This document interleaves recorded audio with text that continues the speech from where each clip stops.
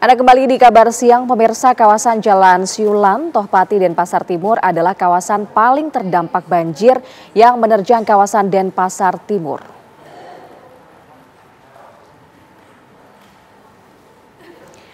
Saat ini warga terdampak banjir di Jalan Siulan mengungsi di posko Banjar Tohpati.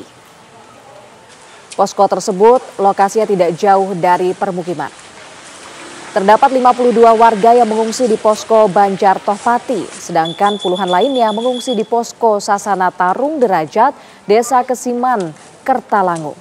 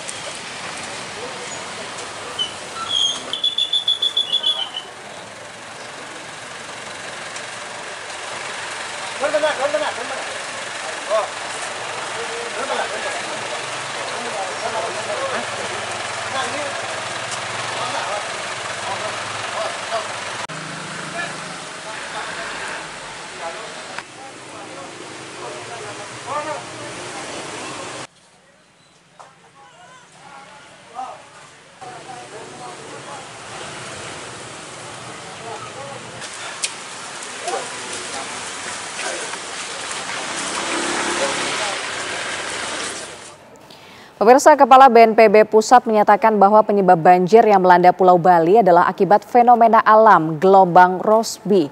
Apakah kesalahan tata ruang juga memiliki andil memperburuk banjir di Bali tersebut? Untuk mengonfirmasinya, kami hadirkan Putu Rumawan Salain, seorang ahli tata ruang dari Universitas Warmadewa.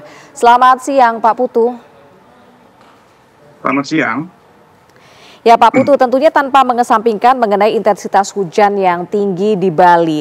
Nah, bagaimana Bapak melihat masalah tata ruang? Apakah memiliki andil juga dalam dampak yang terjadi dari banjir di Bali tersebut, Pak? Ya, dalam pemikiran dan konsep maupun analisis saya, sumbangan tata ruang yang telah kita miliki merupakan bagian yang tidak terpisahkan dengan bencana ini. Jadi sebuah perencanaan kan kita harus mampu menanggulangi dan memenuhi segala kebutuhan masyarakat untuk paling tidak dalam 20 tahun dengan evaluasi setiap 5 tahun.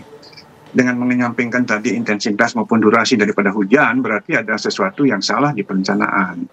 Kalaupun di perencanaan sudah kita katakan sangat baik pada waktu saat dibuat, pembangunan yang berlangsung akhir-akhir ini lebih cepat daripada perencanaan. Ini problem besar, sehingga tidak siap diikuti oleh berbagai perubahan ke depan. Sehingga yang kita ketahui sekarang terjadi pelanggaran-pelanggaran akibat cepatnya pembangunan di Bali, sehingga banyak perubahan fungsi lahan dan kepemilikan yang tidak sesuai lagi dengan penataan ruang.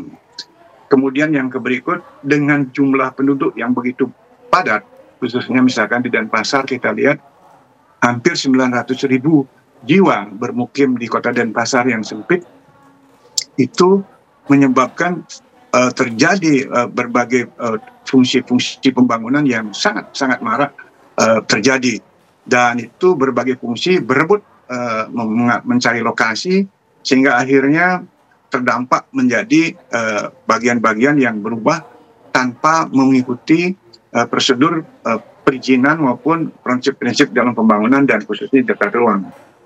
Dan yang sebagai gambaran misalkan di Denpasar, kita melihat daerah yang sudah terbangun itu dari wilayah yang kita miliki itu hampir memangsa 60% daripada luas wilayah yang kita miliki. Sedangkan yang tidak terbangun 40%. Sehingga dengan demikian secara masif tanah itu tidak sanggup meresap air yang demikian panjang hujannya.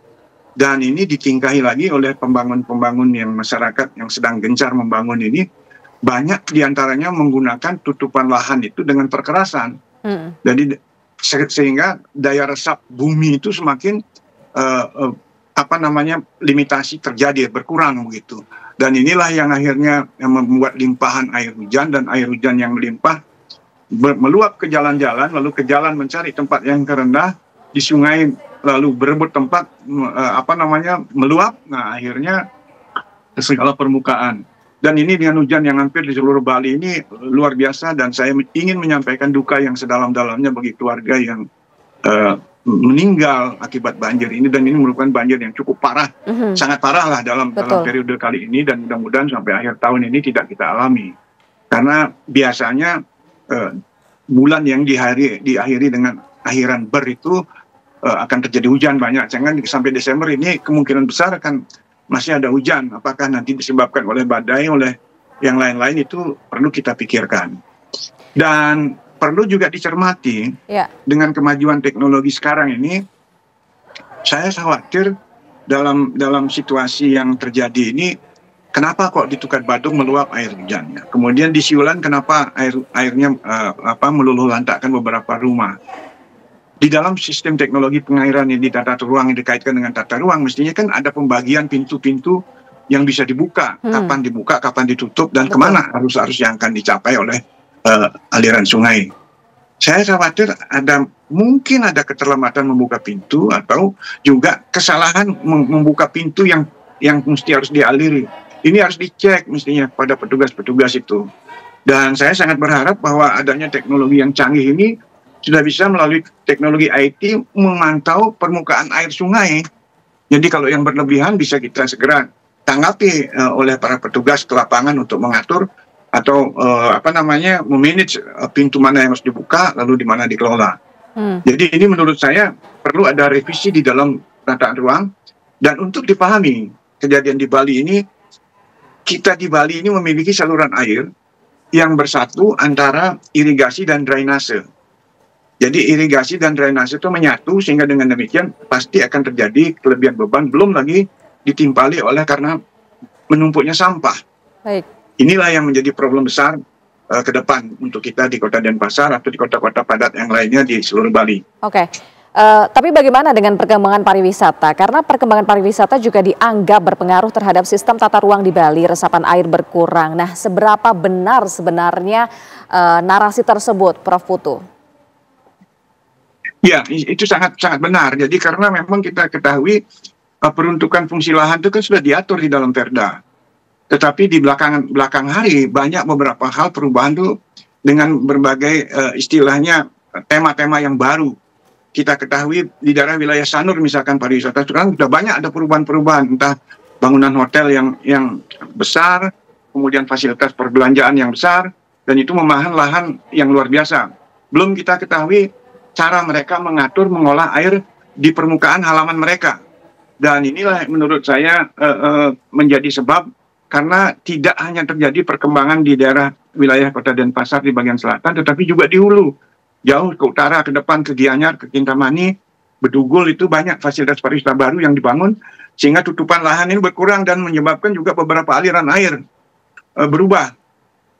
Dan juga kita harus pahami juga bahwa lahan sawah yang harus ditetapkan oleh pemerintah 20% di masing-masing kota dan kabupaten itu tempo hari akibat LC itu saluran airnya berubah alirannya, dan inilah yang tidak dimanage dan dikelola dengan baik ke arah misalkan antara sungai atau saluran primer, sekunder, dan tersier.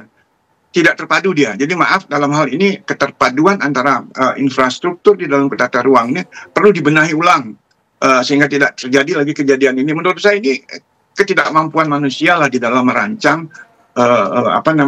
sebab daripada adanya banjir ini. Karena banjir ini kan dalam satu hal dan lain tentu ada berkah.